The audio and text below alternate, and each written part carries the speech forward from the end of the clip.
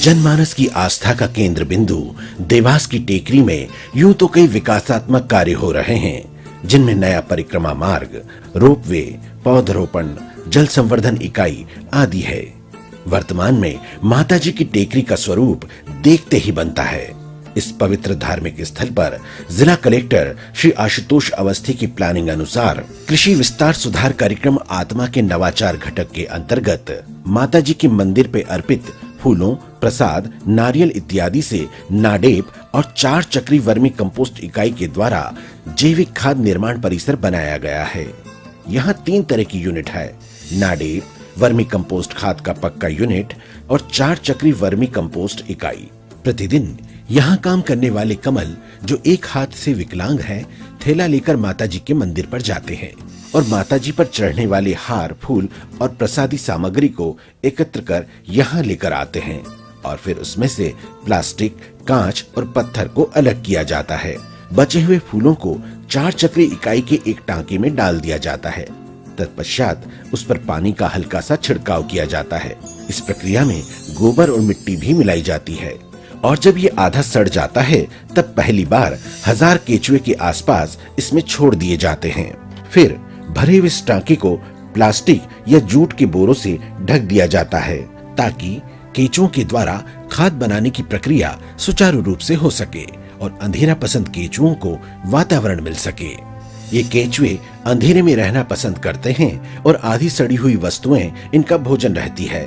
केचुए को अर्थवर्म या गिंडोला भी कहा जाता है। ये केचुए अपना भोजन करते हुए प्राकृतिक अवस्था में जमीन से 10 फीट नीचे तक जाते हैं और दूसरे रास्ते से छेद बनाते हुए ऊपर आते हैं। ऊपर आकर अपनी हगार यानी लेट्रिन करते हैं, जो जैविक खाद के रूप में होती है।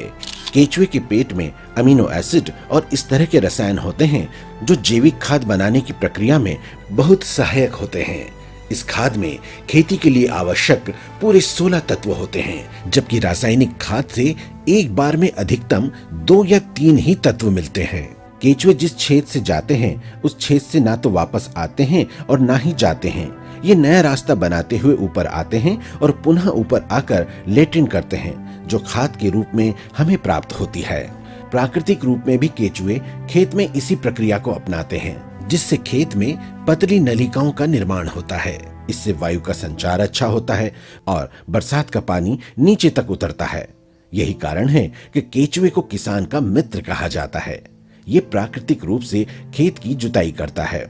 खेत की इसी प्रक्रिया के अनुरूप इस 4 चक्री वर्मी कंपोस्ट इकाई में केचुए से जैविक खाद का निर्माण किया जा रहा है।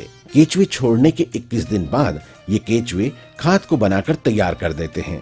तब तक दूसरे टाके में एकत्र किए गए हार फूल आधे सड़ जाते हैं और केचुए चाय पत्ती की तरह खाद बनाने के बाद स्वतः ही भोजन की तलाश में दीवार में बनाए गए छिद्र के माध्यम से दूसरे टाके में चले जाते हैं। इसी तरह दूसरे से तीसरे, तीसरे से चौथे और निरंतर ये 4 चक्री वर्मी कंपोस्ट इकाई बिना किसी मशीनी प्रक्रिया के जैविक खाद का निर्माण करती रहती है। खाद बनने के बाद उसको बड़ी छलनी नुमा यंत्र से छान लिया जाता है, जिससे कि कंकड़, पत्थर और केचुए अलग किए जा सकें। बारीक छने हुए खाद को 1 किलो, 5 किलो और 50 किलो की पैक में भरकर मार्केट के लिए तैयार किया जाता है, जहां इसे 15 रुपए किलो के हिसाब से बेचा जाता है। पहली बार में इस इकाई से 40,000 रुपए का जैविक खाद सेल किया जा चुका है। इस टांके के नीचे एक वॉल लगा है। इस वॉल से केचुए का नहाया हुआ पानी निकाला जाता है, जिसे वर्मी वॉश कहा जाता है। ये वर्मी वॉश पूरी खाद का सत लिए होता है। डाला गया पानी केचुए के ऊपर से होकर जब अधिक मात्रा में हो जाता है तो वॉल के माध्यम से उसे निकाल लिया जाता है। ये वर्मी वॉश फसलों और पौधों के लिए टॉनिक का काम करता है। प्राकृतिक रूप से खेती करने वालों के लिए ये खाद और वर्मी वॉश अमृत के रूप में होता है। इस इकाई में ये भरा हुआ पानी केचुओं को चींटियों से बचाने के लिए बनाया गया है। लाल चींटियां केचुए को खा जाती है, जिससे इकाई को नुकसान हो सकता है। इस तरह नाली बनाने से चींटियां इकाई के अंदर प्रवेश नहीं कर पाती है और पानी में ही मर जाती है।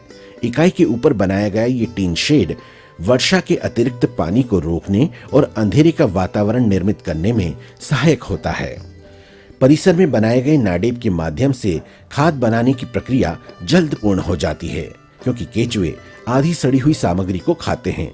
नाडिब में जो खाद तैयार होती है उसको बनने में 3 महीने लगते हैं और 1 से 1.5 महीने में ये आधा सड़ जाता है। तत्पश्चात इसे 4 चक्री इकाई में शिफ्ट कर दिया जाता है। इस प्रकार केचुए को सड़ी हुई सामग्री के रूप में तैयार भोजन मिल जाता है और इससे हमारी खाद बनाने की प्रक्रिया भी जल्द पूरी हो जाती है। आत्मा द्वारा तैयार इस इकाई को वर्तमान में मध्य प्रदेश जन अभियान परिषद की ग्राम हथनोरी इकाई के स्वयं सहायता समूह को सौंप दिया गया है। आस्था और श्रद्धा के इस पवित्र स्थल पर इस तरह की इकाई के निर्माण से जहां कचरे का उचित निपटान हो रहा है, वहीं खेती के लिए लाभदायक जैविक खाद और रोजगार के नए आयाम भी मिल रहे हैं।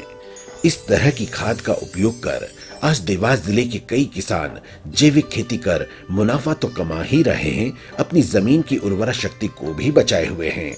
2002 से मैं जैविक खेती करता आ रहा हूँ, केचुए खाद का उपयोग करता हूँ, तो उससे हमें दोहरे लाभ मिलते हैं। एक तो हमारी फसल अच्छी होती है, इसके बाद दाने जो उसके होते हैं उसका कलर अच्छा होता है, मार्केट में उसके दाम मिलते हैं।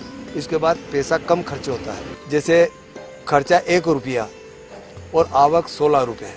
इसी से सब्जी भी बाज़ार के अंदर, जैसे औरों किसानों की सब्जी जाती है 50 रुपये 60 रुपये बोरी के हिसाब से, मतलब तगाड़ी, जैसे ये तगाड़ी है ना, ऐसे होते हैं टोकरियाँ जिसको हम बोलते हैं, टोकरी से जाती है और हमारी टोकरी जाती है 200-250 रुपये की।